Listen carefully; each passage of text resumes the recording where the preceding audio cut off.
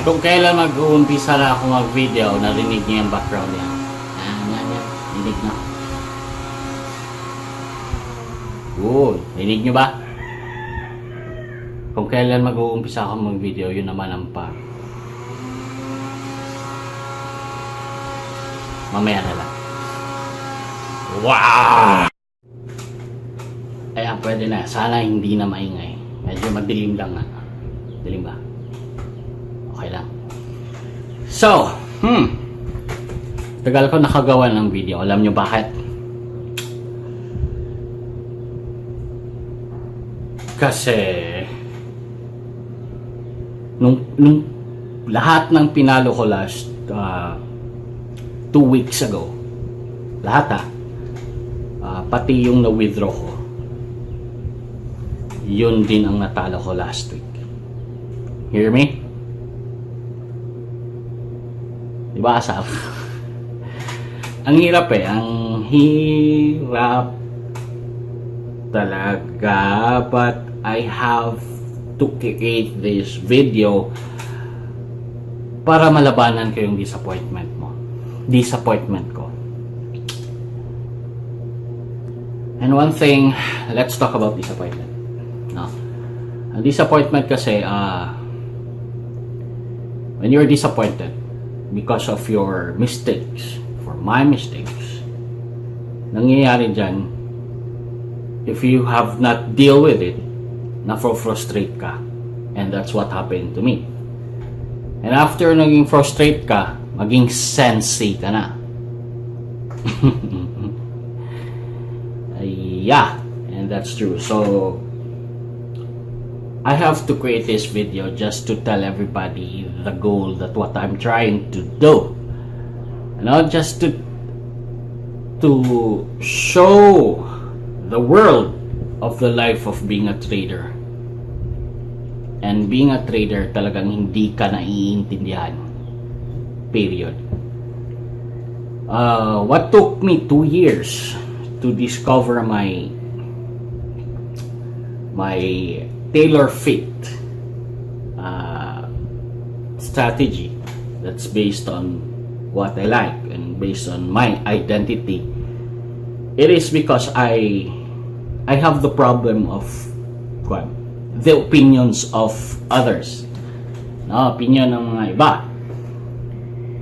Then now that I have already grow up with that level, the problem ko na naman ngayon is the opinion of the close to my heart, and which is my family.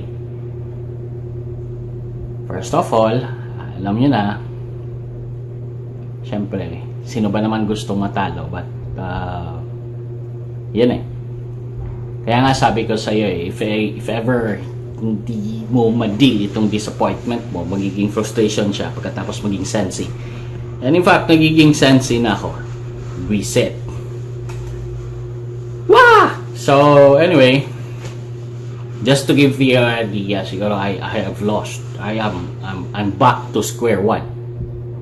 I'm back to square one. So, the past 2 weeks that I have created, that I built, now it's gone. So, I'm back to square one. So, anyway,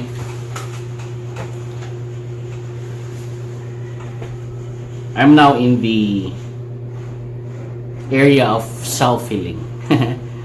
So I've been reading this book. This is an old book. I suggest you read this also.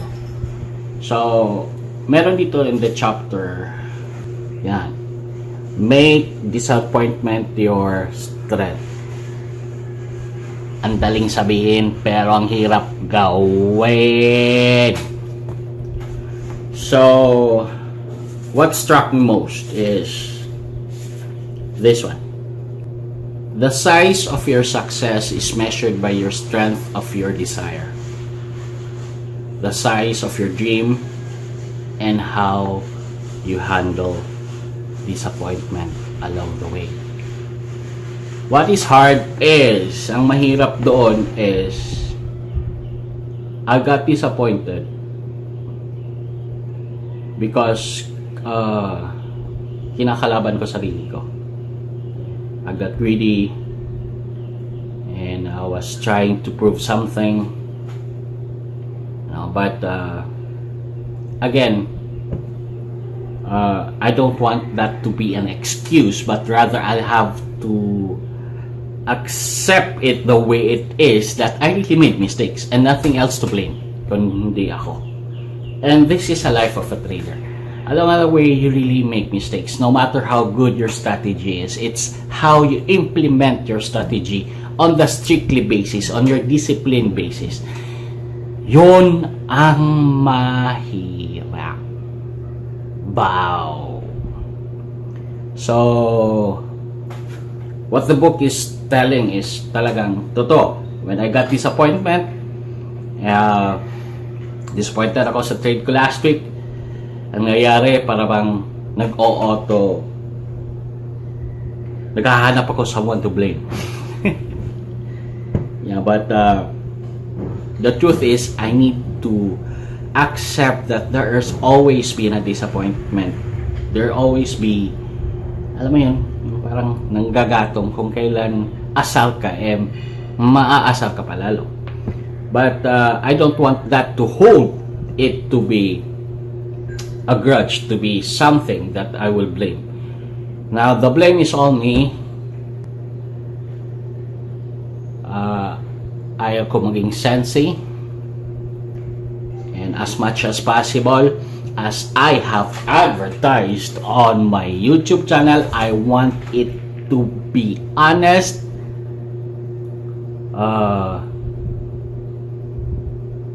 nakikita anong nangyari, at pasensyahan nyo lang, talagang binibuhos ko lang yung frustrations ko dito na YouTube nito. Anyway, I have to tuloy pa rin ang laban. And currently, I'm still trading.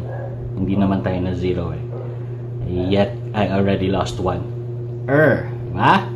But, then again, teka lang, does it mean my strategy didn't work? No. Please, no. What didn't work is how I implement my strategy on the disciplined way. At along on it, meron akong violate major violations of the rules that I have created, and boom, nasabotage yung account. But anyway, the purpose again for this video is just to tell you that hindi lahat sa trading is I love you. And hopefully you don't get disappointed, no? If gusto nyong dumaan din gusto nyo maging trader. Hopefully this could be the learning for you, kayo nanonood ngayon, na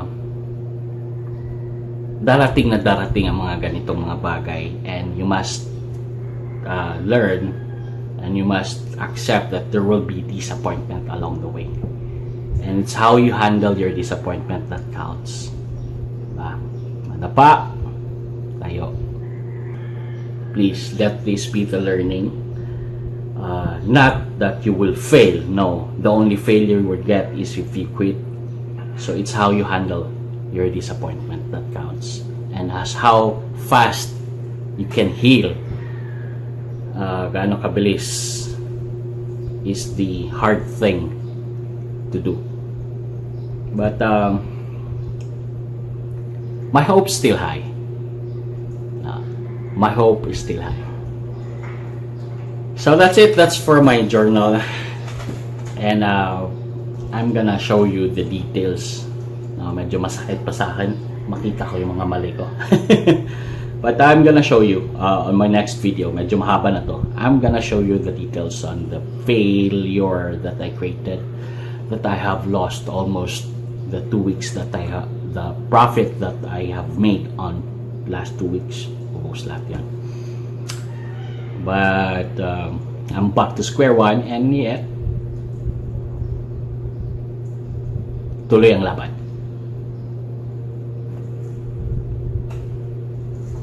Ano ba yan? Sige. Salamat.